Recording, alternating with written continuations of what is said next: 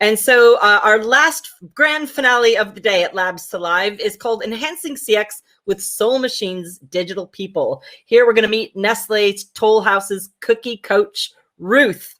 Is all the very first digital person. So we've got Orchid Bertelson from Nestlé over in US of A. And also our moderator for the day for this session is Greg Cross, who's the co-founder and chief business officer of Soul Machines. So without further ado, take it away, Greg and Orchid. Cool. Well, it's great to be back again. And I'm super excited today to have Orchid here with me and have her talk about some of the amazing work that they've done at Nestlé and Toll House Cookies, bringing digital Ruth to life. I'm going to start off with just a quick introduction because, the world's changed a lot. The world continues to change a lot.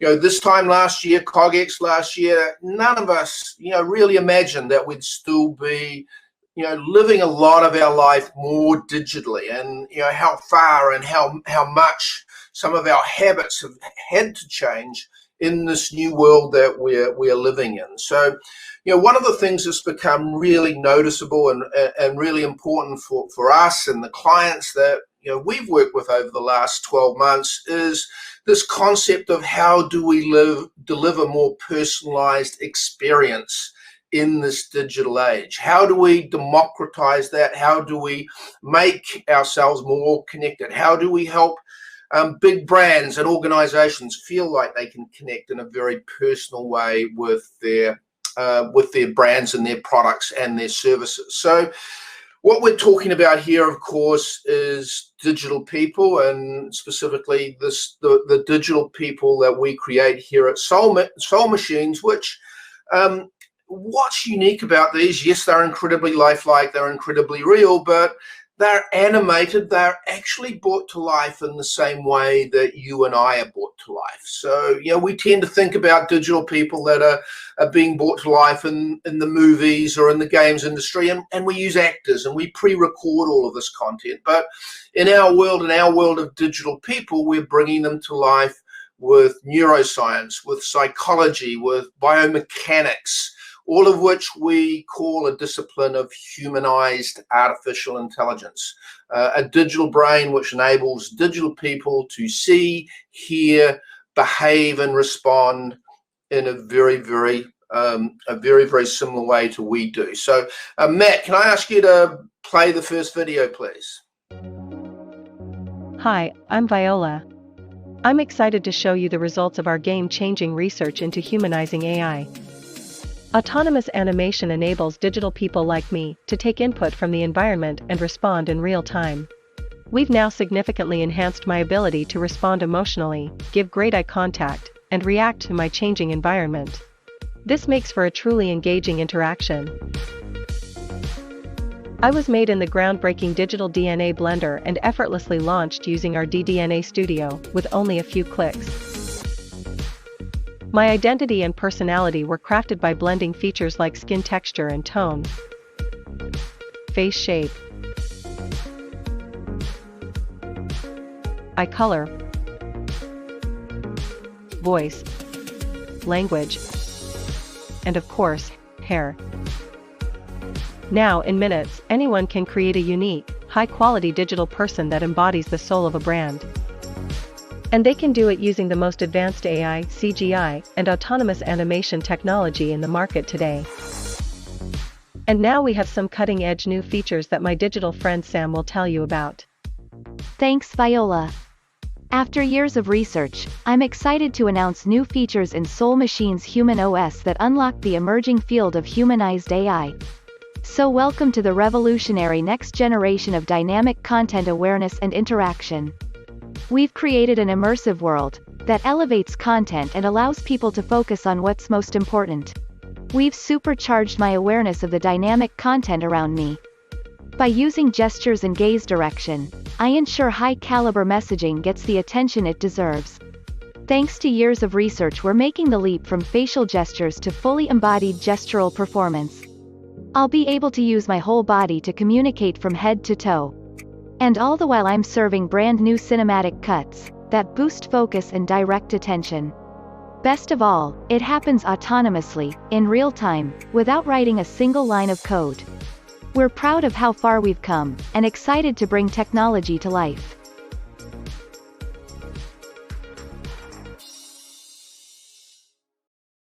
Thanks for that, Matt. So, what we, as you can see, you saw some different aspects of how digital people are developing, the technology that we use to create them, the way in which we are bringing them to life, but making them capable of interacting with content and interacting with, what's going on in the world around them. So, we imagine a future, where literally there will be millions of these autonomously animated digital people living in different worlds, as we move forward. The work we're doing today with a digital workforce for big brands and organizations, the work we're starting to see evolve in the world of entertainment and media, and of course we have the virtual worlds, the metaverse, which we've started talking about again, which literally today is just around the corner. So in terms of where we are going and some of the things that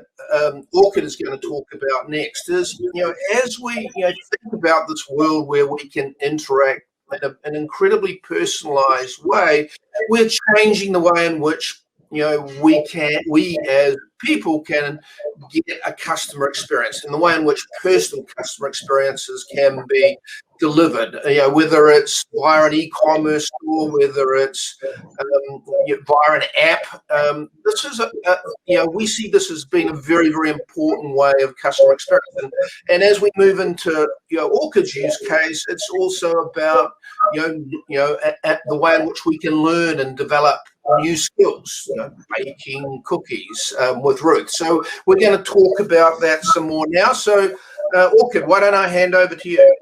Well, thank you so much, Greg. It's always so nice sharing a stage with you. And I think, I have a big grin on my face just watching what's to come with Soul Machines and how much that technology has developed in such a short amount of time. So I'm so happy to be here with everyone today to talk specifically about Ruth, our Toll House cookie coach. I'll kind of share, what the thought process was and what the consumer problem was that we were solving for when it came to developing her. And of course, address why Soul Machines were the perfect partner for this project. So overall, Ruth, our cookie coach, and I'll kind of explain why we named her Ruth as well. But we, encountered a consumer problem where consumers were calling into our regular customer service line and really asking for a lot of recipe troubleshooting. And the reality is that, Toll House invented the chocolate chip cookie recipe by Ruth Wakefield, the founder of Toll House. And so consumers really saw us as the category authority in helping them make the perfect chocolate chip cookie. So, what you see on the screen here is just really outlining the tenets of, kind of our mindset and how we approach this project. What we really wanted to do was leverage the power of technology and also imagining the power of the possible. I'm sure a lot of organizations, especially coming out of COVID, are talking and thinking about digital transformation and what that means for their business. So, I kind of just outlined previously what the cookie baking conundrum was, which is that, you have this set chocolate chip cookie recipe on the back of pack. And, people have different dietary preferences or, different ideas on how many cookies to make for a gathering or for friends. And we found that, having that static recipe didn't really allow people to customize it in the way that they wanted. So, the power of the possible was how can we imagine this next generation consumer experience that's focused on delivering personalization at scale. Now, second of all, it's really about addressing the consumer attention, right? I think, especially in the digital innovation space, there is a habit to jump directly to the solution. I mean, how many times have you had a conversation where someone said, we should do something with augmented reality? And, my answer is always like, okay, interesting. So why do you think augmented reality? Why is that the right solution? Ultimately, what is the consumer friction or the tension that we're trying to solve that our brand can uniquely deliver?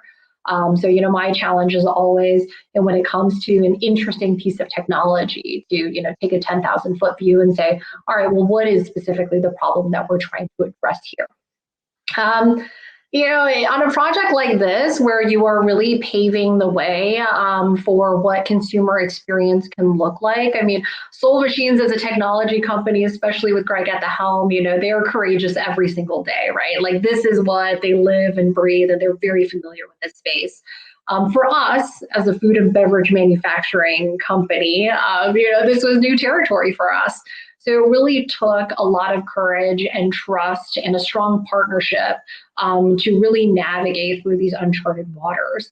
You know, we're a large organization. We have a lot of, you know, procedures and structures in place.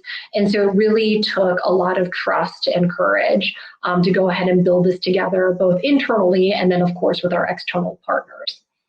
And lastly, you know, we through this whole process of identifying the problem, getting the right collaboration, and getting that trust developed, and we introduced Ruth to the world.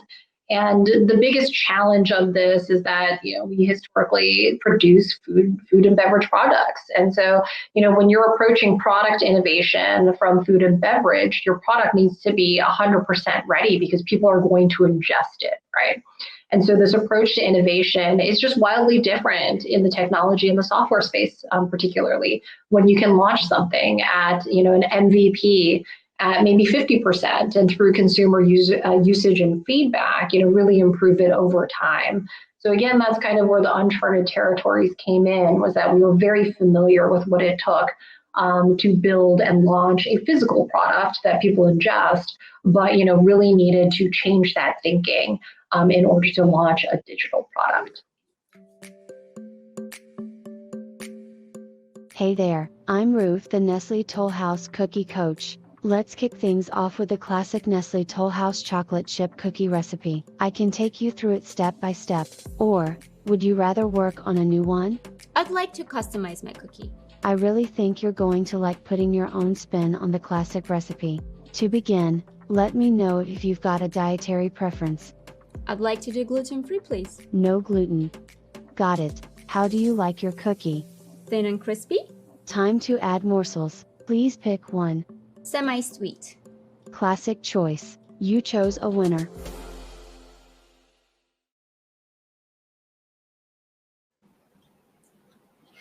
Cool, and back to you, Orchid. Oh, thank you so much, Greg. So that, you know, in that short video, it really showed you just one thing that Ruth can do when it comes to baking your chocolate chip cookie. So as you can see, we actually chose 3 different paths that consumers can go down, or 3 different ways that Ruth can help you. So number 1 is, of course, bake the signature Toll House chocolate chip cookie. And she will take you step by step through guidance of, you know, video support or image support to show you exactly, you know, how your batch is supposed to look at every stage of the journey. Second, and this, you know, we see a lot of great consumer energy around this, which is customizing your cookie. The reality is today, consumers have a lot of choice, and we also have different dietary preferences between keto, gluten-free, sugar-free, you name it. And when in the everyday, I think, consumer journey of trying to search for the recipe that's right for you, you're actually confronted with, you know, tens of thousands, if not hundreds of thousands of choices and recipe options for you to bake through. So, you know, we really believed that customizing your chocolate chip cookie, being able to pick the texture, the batch size, the type of morsels you use, and what kind of dietary preferences you had were very important. And, you know, we heard that through the customer service channel time and again. And then lastly, with Ruth, you know, she can help you through something called Cookie 911, where if you have just a quick cookie troubleshooting question, she can go ahead and answer that for you.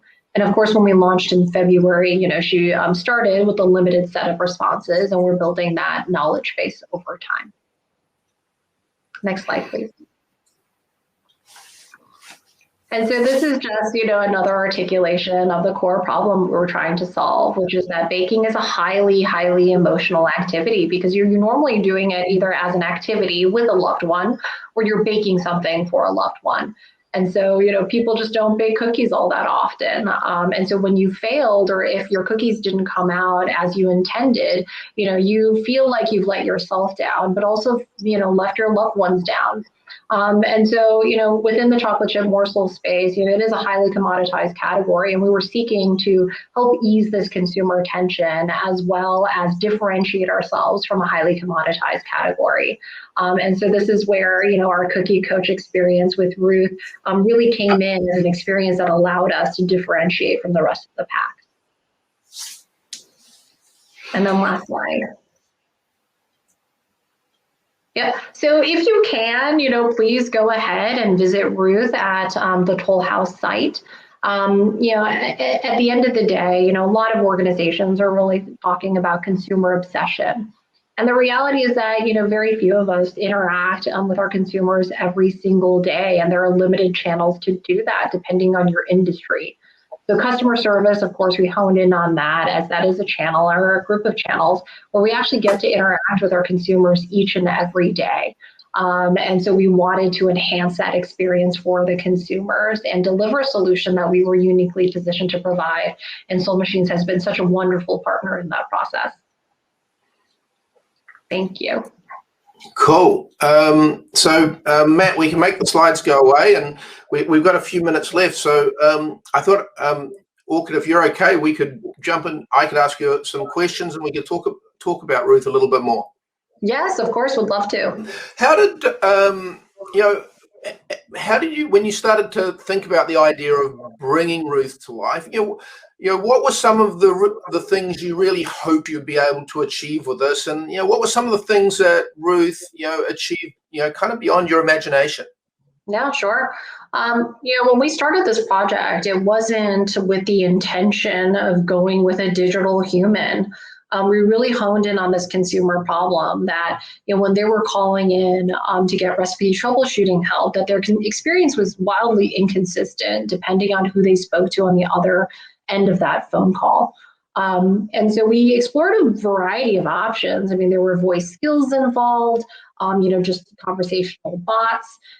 And at the end of the day, we saw that we needed a multimodal experience, right? You needed to have this visual and reinforcement as well as the audio, just because, we needed the opportunity to serve up different pieces of content, whether it was video or images or whatever kind of help people needed. And so when we started the strategy, we actually took a pause. There was an option to go with a voice skill. But in my experience, voice skills from discovery to download to engagement and re-engagement is actually a journey that's full of friction. And so when I was introduced to Soul Machines, and someone from your team had reached out, and it was really good timing because this was a problem I was struggling with, in that our team had identified this really, really amazing consumer tension that we could help alleviate. And yet we didn't have the right solution because because it was so highly emotional, we wanted something that was empathetic. And so when Soul Machines came around, we're like, all right, this is great. This delivers on everything we're looking for. It's web-based, it's multimodal.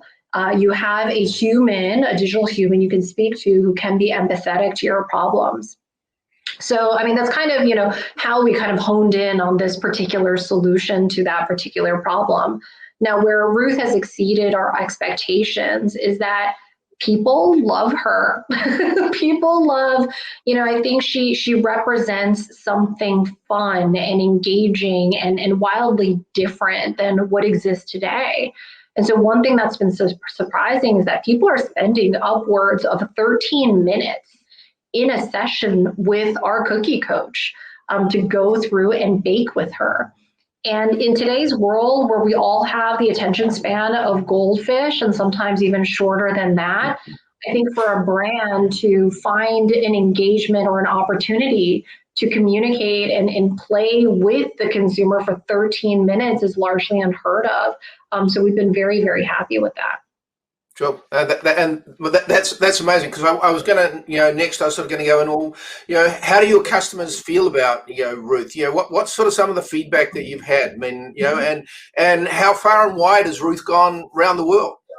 Yeah, so, the consumer feedback, so we do have a couple of ways to get consumer feedback. One of them is a survey at the end of the experience. And a lot of, comments where people have gone through experience and they have helpful suggestions.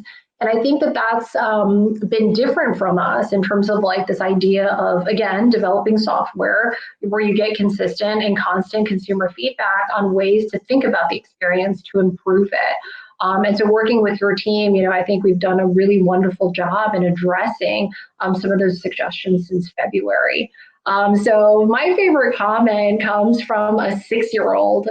So, it really demonstrated, and he said something, it's just like, hey, like yummy cookies, like super fun.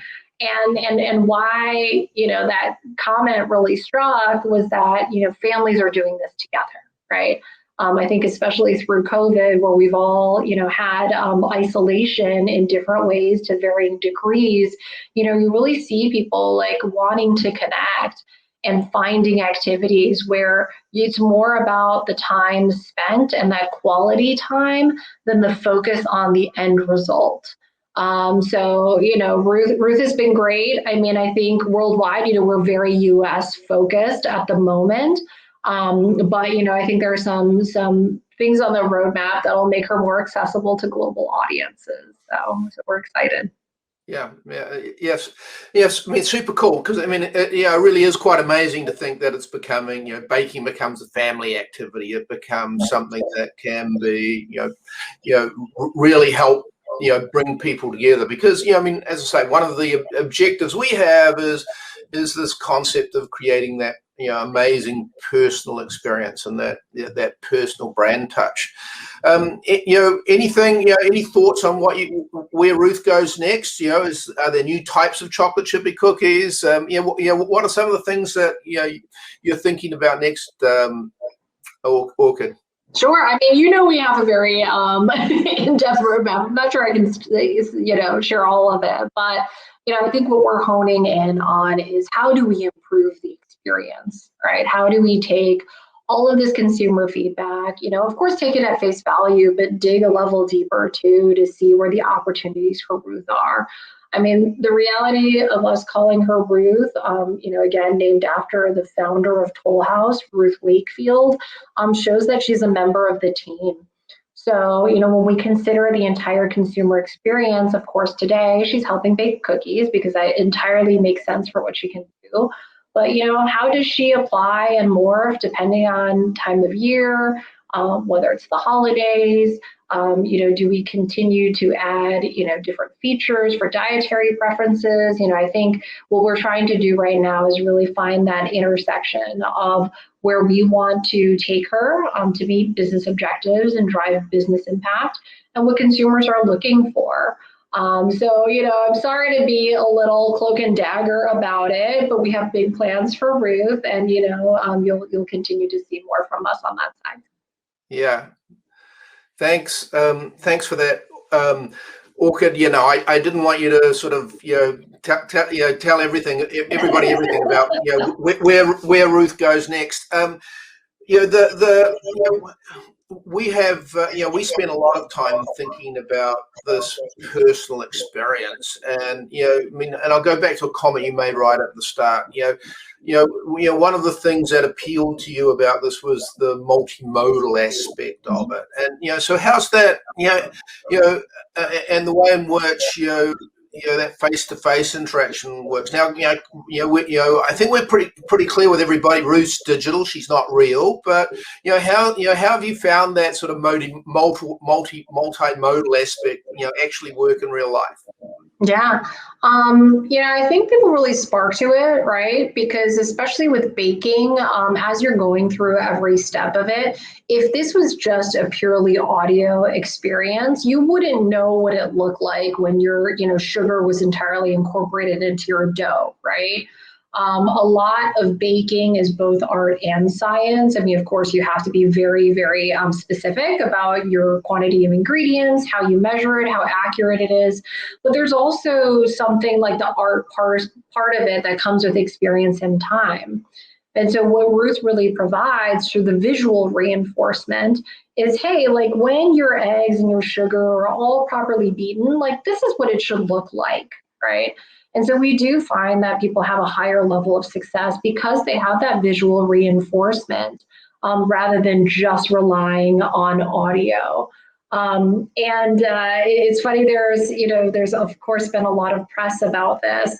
And some people have just, opened up the experience. Just it feels like, and of course Ruth is obviously digital, although maybe not obviously your technology is so good, but they kind of open her up and, she kind of just like bobs around on screen and they want to ask her questions about, her favorite music or, more about her life or what is her backstory.